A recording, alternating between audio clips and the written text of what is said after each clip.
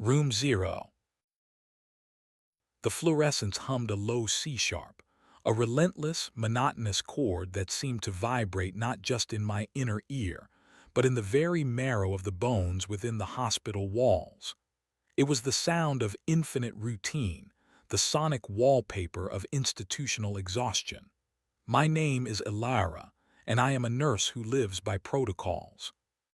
My life, I had convinced myself since I wore scrubs like a second skin, was governed by metrics.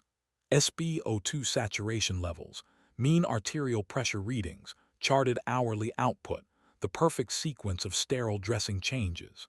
In this complex machine, a sprawling labyrinth dedicated to keeping people alive, protocol was reality. It was the shield against chaos, the scientific armor that allowed me to ignore the messy, unpredictable humanity stacked in every bed down this corridor. It was 03:17 a.m., deep enough into the graveyard shift that even the automated system seemed tired. The air smelled perpetually of bleach and ozone, a chemical perfume designed to promise sterility while masking the sweet, cloying scent of decay, both biological and emotional. I moved through Ward C like a ghost in my own uniform, clipboard clicking rhythmically against the polished linoleum floor. Each sheet of paper was a tiny monument to order, every line item accounted for, predicting what was and what should be. I checked vitals on Mrs. Chen, stable but restless. Her blood pressure cuff required adjustment. The readout was slightly erratic, jumping from 120/80 to an alarming 135/95 before settling again. I noted it meticulously in her chart. BP fluctuating. Monitor status requires review. The rhythmic beep beep beep of the cardiac monitor was the heartbeat of our world, predictable, steady, comforting in its banality. It measured life as a constant, linear function, something measurable and manageable. It was during this routine check that I saw the discrepancy. Most wards were labeled with clear signage. Ward C, room 301. Ward B, room 215. But at the end of the corridor, past the usual fire exit sign and the maintenance closet marked storage, there was a door that didn't belong. It wasn't merely unmarked. It felt unmapped. It was designated somehow by the physical presence of its plaque, Room 0. My training screamed at me to ignore it. A Room 0 simply did not exist on any architectural schematic I had ever seen or been given. The hallway seemed to curve around it, subtly shifting the ambient air pressure, a barely perceptible drop that felt like descending a stairwell into deeper water. When I stood before Room 0, the persistent hum of the fluorescents seemed to falter. They didn't stop, but their frequency dipped, dropping several notes in my inner ear until the sound was less a chord and more a resonant thrum. I hesitated, feeling the familiar professional alarm bells ring, the urge to check the system, to find the misplaced clipboard or the faulty wiring. I tapped lightly on the heavy, unmarked door. It didn't echo. It simply absorbed the sound, swallowing it whole in a velvet gulp of silence that was profoundly unsettling. I found the keycard taped discreetly beneath the handle. A faded authorized personnel only placard, a warning more theatrical than regulatory. My gut, which I usually discounted as mere fatigue-induced paranoia, gave a sharp, cold pinch. Protocol violation. But my curiosity, far more dangerous and less chartable than any pathogen, demanded entry. The inside of Room 0 was jarringly different from the rest of the sterile wing. The light here wasn't fluorescent. It seemed to emanate from nothing, casting a soft, yellowish glow that highlighted dust motes dancing in an impossible current of air. It smelled not of bleach, but of old paper and something metallic, the scent I associated with ozone right after a violent electrical storm. And there he was, Patient X. He was seated in a chair that looked antique against the modern institutional backdrop, draped in thin linens that seemed too fine for this harsh hospital setting. He was elderly, indeterminate in age, his clothes simple and slightly outdated. His gaze, when it found mine, wasn't hostile or curious. It was simply vacant, possessing the deep, unsettling quality of someone who had already seen everything happen twice before. I raised my clipboard automatically, a reflex action ingrained by years of clinical necessity. "Are you admitted under current facility protocol?" I asked, keeping my voice tonally neutral, academic. It wasn't a question, it was a request for confirmation of the rules. He didn't flinch at the sound of the metal or the slight tremor in my hands. He simply smiled, a wide, unsettling gesture that reached his eyes only in its periphery. "Protocol," he murmured, his voice like dry leaves scuttling across pavement. "Oh, you cling to protocols so tightly, don't you? They keep you from noticing anything else." I straightened my posture, the automatic defense mechanism kicking in. "Sir, I need to know your admission status for documentation purposes." He waved a dismissive hand toward the empty space beside him, as if brushing away visible dust. "Documentation is simply a promise of control. They chart what they expect to happen. What they haven't figured out yet, that remains unwritten." I felt a cold spike of adrenaline mixed with professional irritation. This was not the rambling delirium I was accustomed to treating. This was too articulate, too calm. He wasn't hallucinating. He sounded like a man who had memorized the ultimate truth and found it hilariously boring. "You seem quite knowledgeable," I countered, attempting to regain the upper hand by defaulting to clinical assessment. "Are you experiencing any cognitive impairment? Have you been under observation for advanced dementia?" He chuckled softly, a dry, brittle sound. "Cognitive impairment is merely the gap between what one knows and what one has learned to forget in order to survive a Tuesday. As for my condition, dear nurse," he leaned forward slightly, and I felt the subtle dip in air pressure around us intensify. "I am afflicted with perfect foresight." My clinical facade faltered. Foresight was not a diagnosis. It wasn't something that could be measured on an oximeter or charted on a vital signs graph. It was purely narrative. "You mean you are predicting outcomes?" I managed, the words sounding weak even to my own ears. He nodded slowly, his eyes distant, as if watching a movie reel only he could see. "I know when things end, Alara." The use of my name hit me like a physical blow, stripping away the professional mask in an instant. It was intimate, casual, and terrifyingly specific.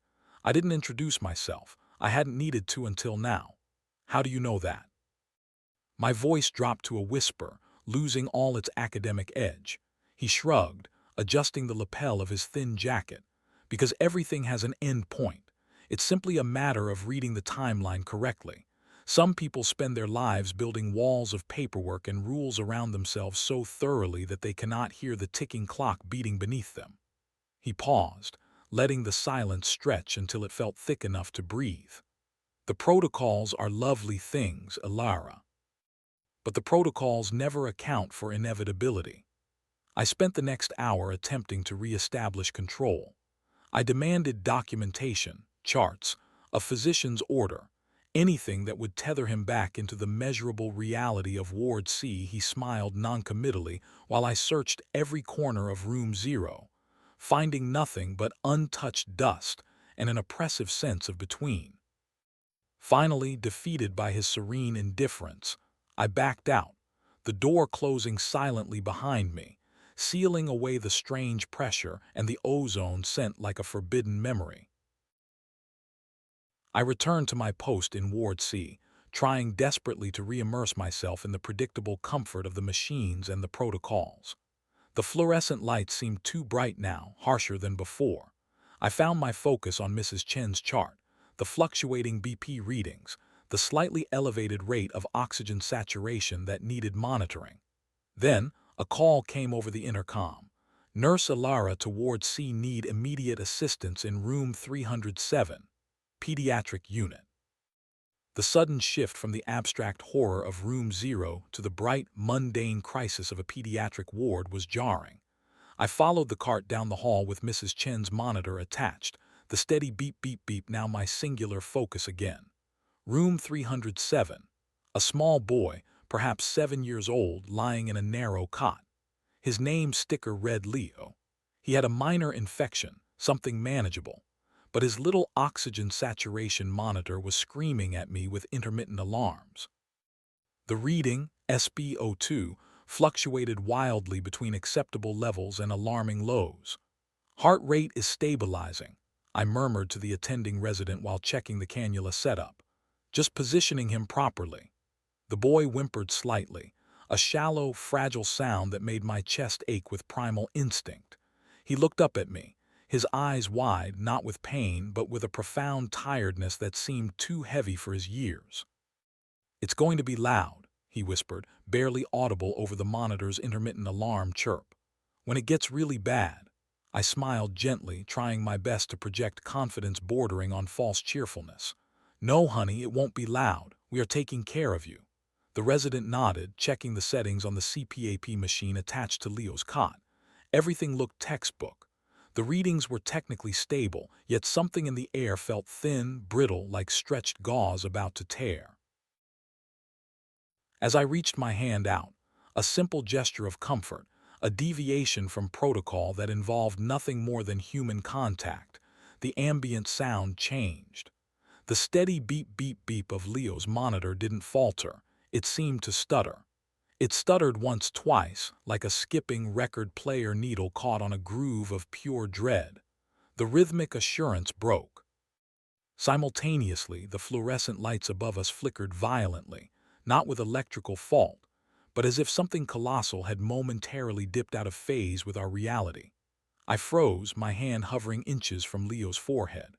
My entire existence, the protocols, the science, the charted variables, screamed at me to remain detached, to analyze, to record. Wait for the data. But then the boy gasped, a small, sudden puff of breath that didn't seem deep enough to satisfy any monitoring equipment. His eyes widened again, and this time they held not tiredness but an awful, absolute clarity, the knowledge of finality.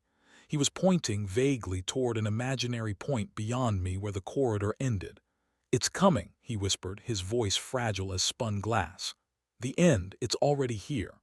My professional mind fought against this pronouncement with everything it had. Hypoxia, infection, overexertion. I ran through the diagnoses list in my head, searching for a quantifiable variable that matched his terrifying certainty. Nothing fit. This was something outside of differential diagnosis. But then I saw it. Beneath the boy's small arm, near where the cuff of his thin pajama sleeve ended, a tiny bead of blood seeped into the white linen, a drop too dark, too venous for a simple superficial cut. It wasn't bleeding from anything. It was simply being. It seemed to gather there, defying gravity and the sterile environment, pulsing slightly with an unnatural life. My adherence to protocol demanded that I document this. Bleeding site noted. Requires assessment.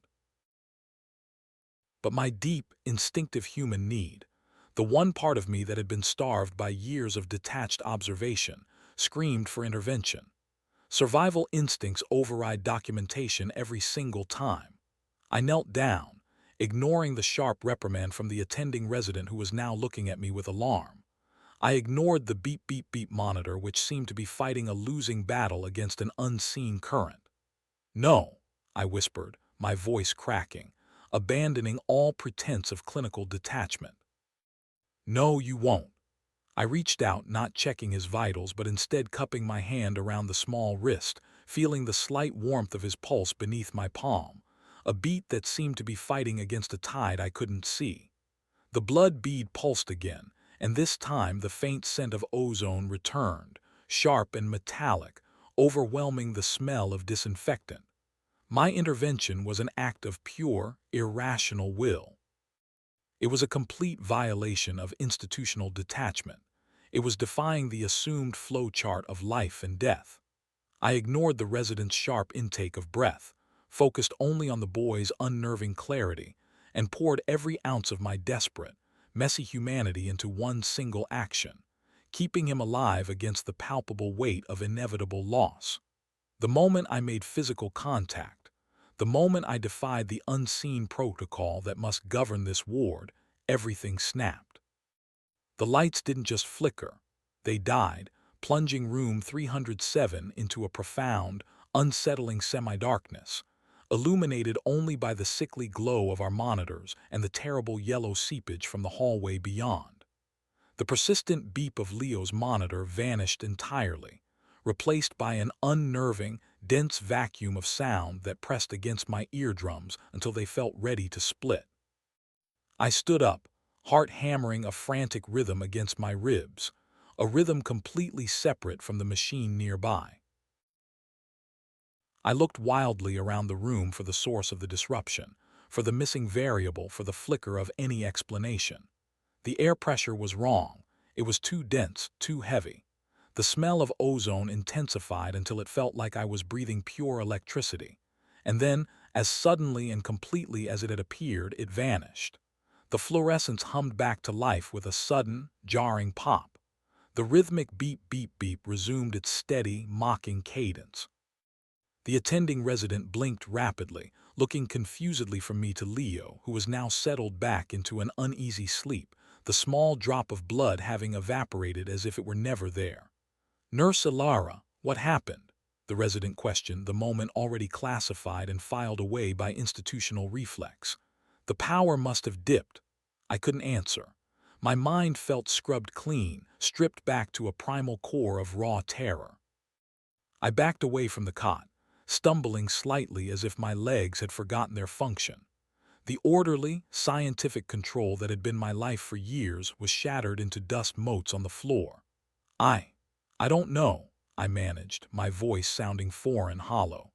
As I retreated down the pristine hallway, desperately needing to reach the quantifiable safety of Ward C, I didn't look back at room 307. My focus was consumed by the oppressive weight of the corridor behind me, the direction that led inexorably toward room 0. I passed a notice board near the nurse's station, something I usually ignored, something designated for patient files and institutional mandates. It contained a small, laminated chart detailing high-risk patients who required mandatory follow-up protocol adjustments. My eyes snagged on a listing under special circumstances. There was only one entry, marked not with an alphanumeric code but simply with my full name, Ilara. A thin, almost invisible ink had been used to cross out the rest of the chart's information, the required follow-up, the designated consultation, leaving nothing but a blank space beneath my name, an impossible, unsettling finality hanging in the sterile air. I stumbled back, knocking against the wall, needing support from the solid, cold brick that represented everything I had ever believed: structure, science, control. But the touch felt meaningless. The protocols were rotten, and I was now standing on ground marked for an unknown reckoning.